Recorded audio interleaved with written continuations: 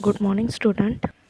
आज हम देखेंगे static data members in C plus plus for the memory allocation for an object. Memory allocation of object को memory कैसे allocate करते हैं ऑब्जेक्ट को हम देखेंगे। The memory space for objects are allocated when they are declare, not when the class is specified.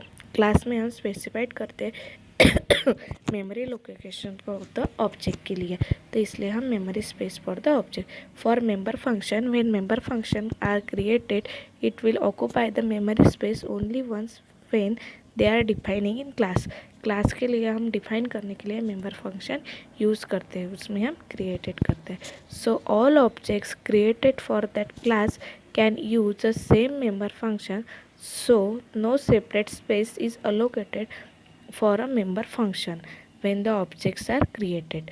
तो object में हम क्रिएट करते हैं क्लास को और उसको ही हम सेम मेंबर फंक्शन देते हैं, उसमें हम डेटा को सेपरेट नहीं करते, अलोकेट करते, इसलिए हम ऑब्जेक्ट आर क्रिएटेड करते हैं।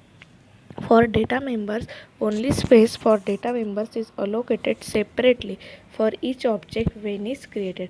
ईच ऑब्जेक्ट को हमने क्रिएट करने के लिए हम डेटा मेंबर्स यूज़ करते हैं।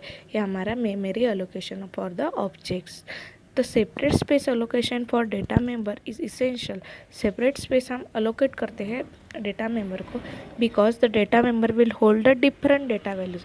डिफरेंट डेटा वैल्यूज़ रहते हैं फॉर द डिफरेंट ऑब्जेक्ट के लिए। डिफरेंट ऑब्जेक्ट के लिए हम डेटा वैल्यूज़ डिफरेंट यूज़ करते हैं। For example, a class student have 3 data member. Student के हम 3 क्लास लिया है, उसमें 3 डेटा मेंबर्स यूज़ किए। सपोज रजिस्टर नंबर, एज और percentage, and 2 member function get data and show.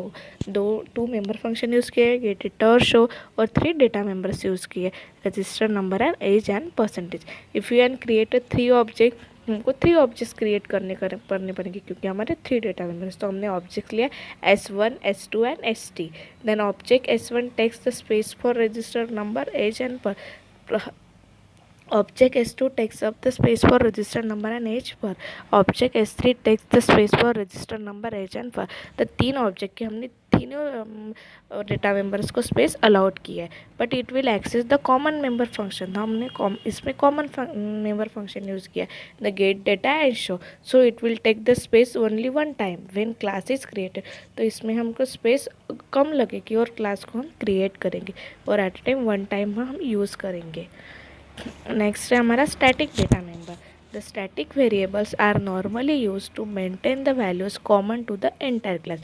Entire class के लिए हम कॉमन यूज़ करते हैं स्टैटिक डेटा मेंबर। तो normally for example, the static data member can be use as a counter that records the occurrences of all the object. तो हम count करते हैं स्टैटिक डेटा मेंबर को कि काउंटर हमने कितने यूज़ किया है ऑब्जेक्ट्स को।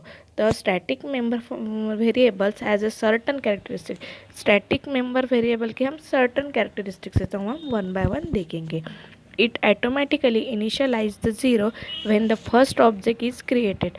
तो हमने ज़ीरो ऑकर किया और उसका फर्स्ट ऑब्जेक्ट क्रिएट किया। No other initialisation is permitted. तो हम इनिशियलाइजेशन परमिटेड किया। Where the simple variable have essentially garbage value. जो हमने सेपरेट वैल्यू किया है उसको हम गार्बेज वैल्यू करते हैं। Only one copy of that member is created for the entire class and share by all the object of that class, no matter how many objects are created.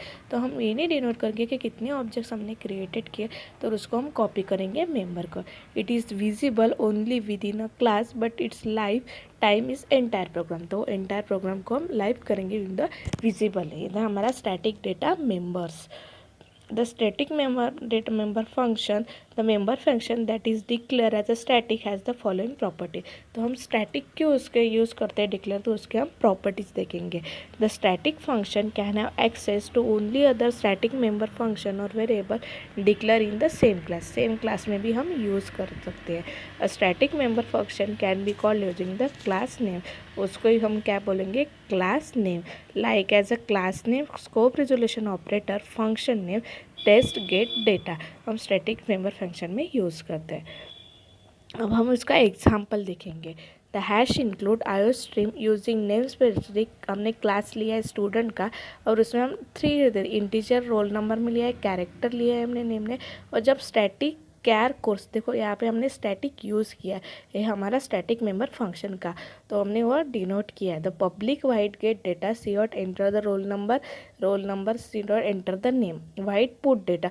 अब हमारा next member function use किया हमने put data use किया है, तो उसमें student roll number, student name and student class. तो अब उसमें कैरेक्टर स्टूडेंट, यहाँ पे हमने स्कोप रेजोल्यूशन ऑपरेटर यूज़ किया कोर्स, तो 15 इक्वल्स टू BCA, तो हमारा कोर्स क्या है BCA। Integer main, integer n the C out, the enter the number of student you want C in the student of S of name, the array of object, यहाँ पे हमने अरे of object, हमने कितने student को कर सकते हैं, तो यहाँ पे हमने एन की वैल्यू डिनोट करते हैं, तो इसलिए हम for integer i equals to 0 then i is greater than n equals to i plus plus C out details of the student in i plus 1। The ESI get data C out for integer I equals to 0, I greater than n and I plus plus student। ये हमारा example है for the static data members का। तो उसको हमने output पर दिखाया, यहाँ पे ब्लैक स्क्रीन दिए, यहाँ पे आउटपुट दिया है। तो हमने जैसे ये प्रोग्राम रन किया तो वहाँ पे आपको पूछेगा कि enter the number of student you want, तो हमको कितने नंबर के लिए स्टूडेंट के चले, सपोज फॉर एग्जाम्पल हमने 2 डाला है, तो यहाँ पे 2 दिखा है।